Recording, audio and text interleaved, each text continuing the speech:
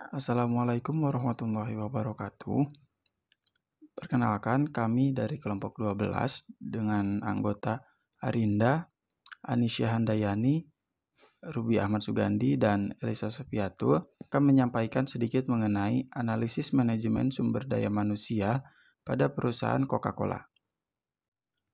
Latar belakang. Coca-Cola Company didirikan pada tahun 1886. Coca-Cola adalah produsen, pemasaran, dan distributor konsentrat dan sirup minuman non-alkohol terkemuka di dunia.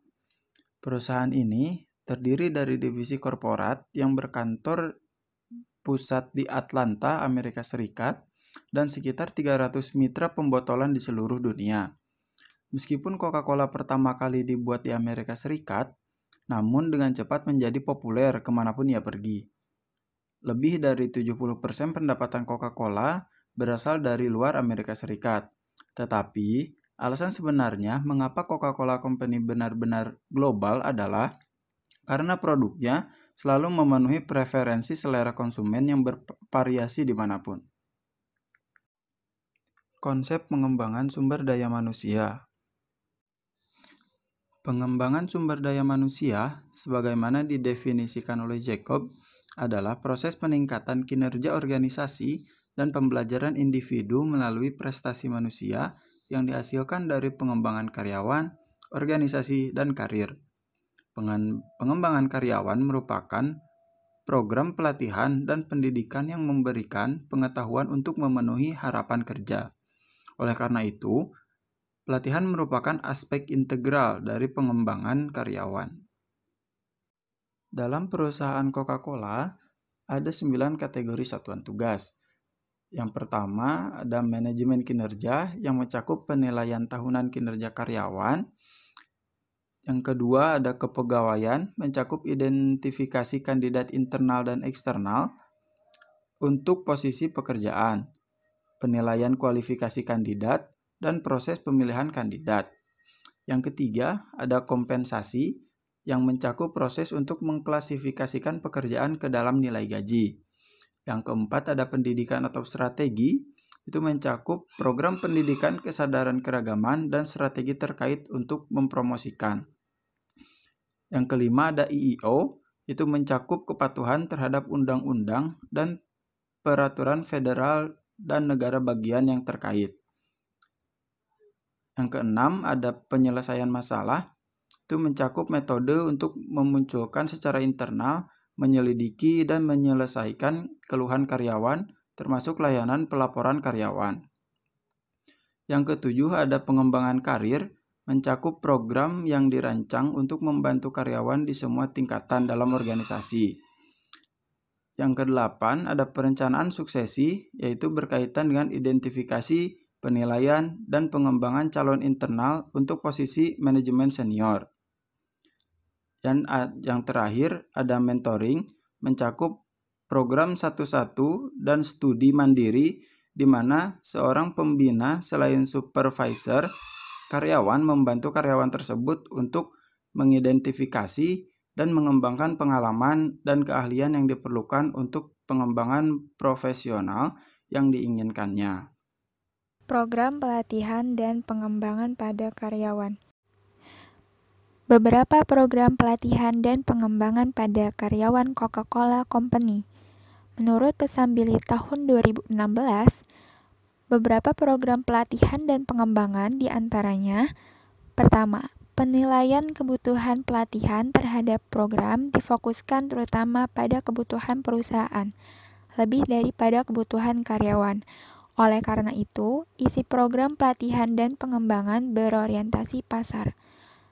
Kedua, pelatihan dilakukan sambil bekerja yang sesuai dengan kebutuhan perusahaan. Variasi program untuk departemen yang berbeda memastikan pengembangan spesialisasi dan menjadikannya program yang seimbang. Ketiga, perusahaan menyediakan sumber daya untuk program pelatihan internal, namun tidak mendorong karyawan untuk mendaftar dalam pelatihan eksternal program. Keempat, instruktur yang berkualifikasi dan metodologi yang tepat digunakan untuk penyampaian program pelatihan. Namun, ada ruang untuk perbaikan agar sesuai dengan perbedaan pendidikan dan individu, karena ada beberapa yang keberatan.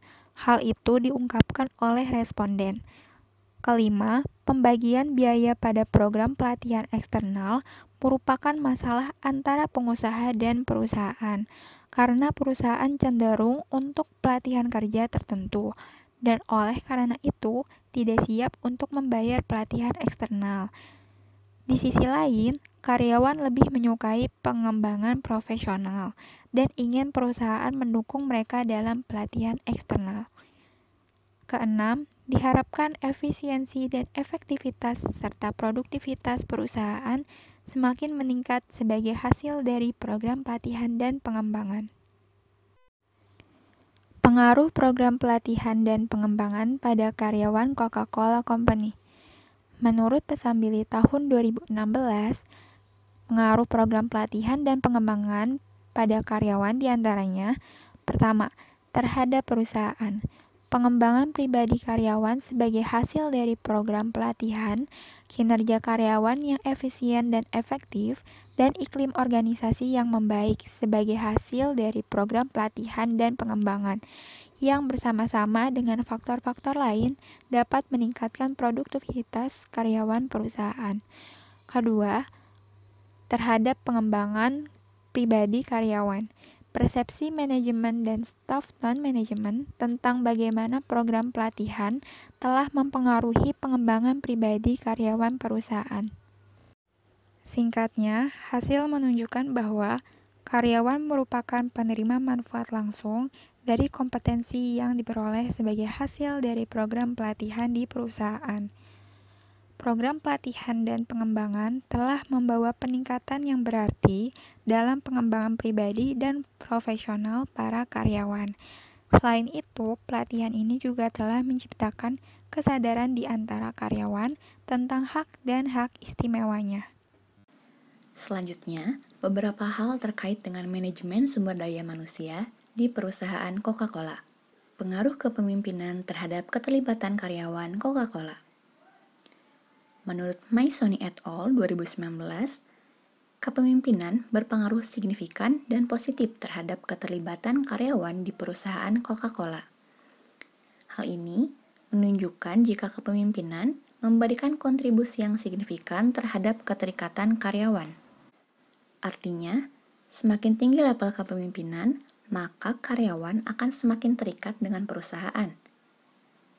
Kepemimpinan yang tepat dan efektif akan meningkatkan keterikatan karyawan, rasa kepemilikan, dan akuntabilitas di antara karyawan. Pemimpin akan dapat secara langsung mempengaruhi moral, komitmen, kepuasan, serta persepsi stres. Dapat disimpulkan, jika kepemimpinan merupakan alat yang efektif untuk meningkatkan keterikatan karyawan, sehingga mereka siap bekerja dan menempatkan hati dan pikiran selama bekerja. Pengaruh kompensasi terhadap keterlibatan karyawan di perusahaan Coca-Cola. Serupa dengan kepemimpinan, kompensasi juga berpengaruh secara signifikan dan positif terhadap keterlibatan karyawan di perusahaan Coca-Cola. Artinya, semakin tinggi atau semakin baik tingkat kompensasinya, maka keterikatan karyawan akan semakin meningkat. Kepuasan karyawan. Menurut Ramyasri dan Aruna 2019, kepuasan karyawan adalah ukuran seberapa bahagia pekerja dengan pekerjaan dan lingkungan kerjanya. Untuk mengukur kepuasan karyawan, perusahaan umumnya akan mengadakan survei wajib atau pertemuan tatap muka dengan karyawan untuk mendapatkan informasi. Survei seringkali tanpa nama, sehingga memungkinkan pekerja lebih bebas untuk jujur tanpa takut akan dampaknya. Survei dan rapat benar-benar dapat menjadi pusat data seputar kepuasan karyawan dan dapat menjadi alat untuk mengidentifikasi masalah spesifik yang mengarah pada penurunan semangat kerja. Perbaikan kualitas sumber daya manusia dari segi pelaku bisnis dan industri. Yang pertama, memahami pentingnya kualitas pendidikan lulusan sains bagi kesejahteraan nasional.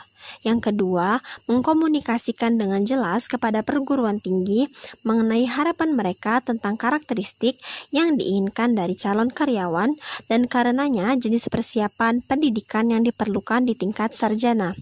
Yang ketiga, memperluas kemitraan dan pendanaan terhadap perguruan tinggi untuk memajukan inisiatif reformasi di seluruh institusi, memperluas magang siswa dan pertukaran fakultas, mengembangkan lebih banyak pengalaman praktikum bagi siswa, memanfaatkan sumber daya yang ada secara lebih efektif, dan menyediakan pelatihan ulang untuk melanjutkan pendidikan angkatan kerja. Perbaikan kualitas sumber daya manusia dari segi pemerintah. Yang pertama, meningkatkan jenis dan kualitas pembelajaran mahasiswa. Yang kedua, memastikan bahwa pendanaan dan kebijakan negara dapat mendukung peningkatan pembelajaran mahasiswa. Yang ketiga, mendorong kolaborasi formal dan informal antar lembaga, terutama antar perguruan tinggi. Selanjutnya, perbaikan kualitas sumber daya manusia dari segi mahasiswa. Yang pertama, mengikuti kegiatan magang maupun kegiatan volunteers. Yang kedua, mengikuti berbagai program pelatihan keterampilan. Yang ketiga, mempelajari tidak hanya materi perkuliahan, namun juga kondisi masyarakat yang sesungguhnya dan kebutuhan yang diperlukan dalam rangka meningkatkan kesejahteraan manusia. Berikut daftar pustaka yang kami gunakan.